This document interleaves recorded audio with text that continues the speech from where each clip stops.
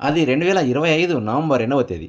ఆత్మకూరులోని Bharat petrol బంక్‌లో కల్తీ petrol పోస్తున్నారంటూ తమ బైకులు నిలబడిపోతున్నాయని, స్టార్ట్ కావడం లేదంటూ కొంతమంది నిరసన వ్యక్తం చేశారు.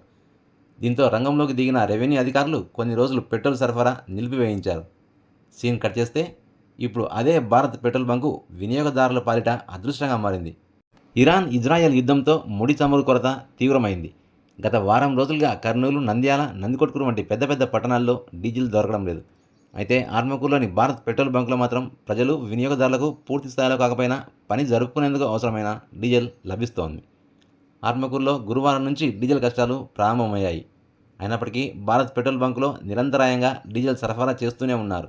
డీజిల్ విక్రయంపై పోలీసులు, రెవెన్యూ అధికారుల ముందస్తు అత్యవసర నివారణ చర్యల్లో భాగంగా వినియోగదారులు అడిగినంత కాకపోయినా అందరికీ అందివ్వాలనే ఉద్దేశంతో తక్కువగానే అందజేస్తున్నారు.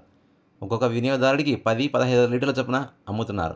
కేవలం ఆత్మకూరుకు చెందిన వినియోగదారులే కాకుండా కర్నూలు, నంద్యాల, నందికొట్కూరు, జూపడ బంగ్లా, కొత్తపల్లి, పాములపాడు, దోర్నాల ప్రాంతాల నుంచి పెద్ద సంఖ్యలో జనం తరలిరావడంతో వినియోగదారులు అడిగినంత డీజిల్ సరఫరా చేయలేకున్నారు. దీనంతటికీ కారణం భారత్ పెట్రోల్ బంక్ యజమాని మోమిన్ షర్ఫద్దీన్ అని చెప్పుకోవచ్చు. ఎందుకంటే మోమిన్ షర్ఫద్దీన్ ముందు చూపు, ఆయిల్ కంపెనీ ప్రతినిధులతో సంబంధాలు, సేల్స్ అధికారులతో ఉన్న చొరవ వల్ల డీజిల్ నిల్వలు తగ్గడం లేదు.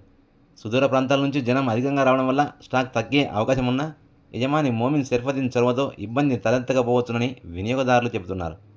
రెవెన్యూ అధికారులు, పోలీసుల సూచనలు, హెచ్చరికల ప్రకారం డీజిల్ సరఫరా చేయాల్సి వస్తుందని యజమాని మోమిన్ షర్ఫద్దీన్ చెబుతున్నారు. ఏదేమైనప్పటికీ ఆత్మకూరులో డీజిల్, పెట్రోల్ లభించడం హర్షించదగ్గ విషయమని చెప్పుకోవచ్చు.